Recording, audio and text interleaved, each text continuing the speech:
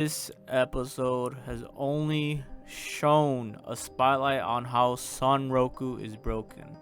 In this episode, we delve into the intriguing developments surrounding Sunroku, who, despite not having his curse marks removed, he has gained some noteworthy advantages. Journey to remove the wolf's curse has proven to be more complex than anticipated, as the marks have now transformed to scars, altering their effects. While Sonroku can now equip items over these marks, the unfortunate reality is that such equipment deteriorates quickly, so it pretty much vanishes, or they get destroyed. So if he equips anything, they eventually get destroyed. But they didn't really go into the specifics. So it really raises the question of their utility. This situation appears to be a lateral move for Sunroku as he continues to grapple with the implications of his curse. And as you guys can see here too, so he pretty much is just he didn't lose anything, guys. He didn't lose anything. The curse mark getting worse, that's nothing to him. He's never really taken advantage of using equipment or any of that. So he's always been a glass cannon. And then, however, amidst the challenges, Sunroku uncovers valuable information regarding the true form of the Lycangon. Although this knowledge may not yield immediate benefits, as the narrative progresses, the group approaches the 15th city, where they anticipate a reunion with Rust and Mardo. I think I said that right. This meeting is likely to lead to yet another confrontation with the Colossus monster, heightening the stakes for our protagonist. But let's move on to his other abilities. And what you guys just saw here on the screen, his casting time has been cut in half. Okay, so a significant moment occurs when Sunroku encounters a sage who offers special subclasses to players who reach level 99. Here, Sunroku receives the Fool's Arcana, a unique ability that halves his skill cast time. Yeah, bro, if now his skills are cut in half, just imagine how much more powerful Sonroku has, especially when he was fighting Weathermon. If he had at that time, his abilities cut in half, he could have defeated Weathermon 2 times faster. That's what it means. And then his battle with the Lycagon, that means he could have, beaten the Lycagon 2 times faster. This ability is so broken in more ways than any. And here's the thing, guys. He didn't get any debuffs. Let's remember that. Even though, the debuff effects are doubled, for him that doesn't matter. He's always had low HP. So even if he doesn't have a chance of healing, he's never has healed. He's only has used resurrection potions or deliberately cut his own HP down just to have a special effect during one of his attacks. Alright? So having just emerged victorious from a battle with the Colossus monster, Sonroku and his companions set off to meet alright, we already said that. But yeah, guys, Sunroku has just become the most OP mofo in Shangri-La history.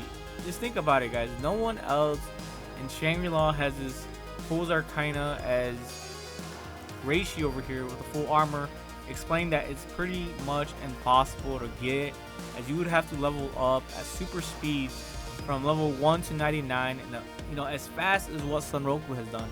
And mind you, guys, it took him fighting Weathermon and many field bosses just to get to, on his own. So he gained most of the majority of the XP. But what I'm really curious now is, remember, guys, it's his new abilities. Even though it raises his debuffs, it doubles his debuffs, that doesn't really matter to Sonroku, because he's always been debuffed. He's always in a debuff mode. He just is a really good tank evade, and he just evades and tanks by taking aggro, by dealing a shitload of DPS on his on the bosses or on anything.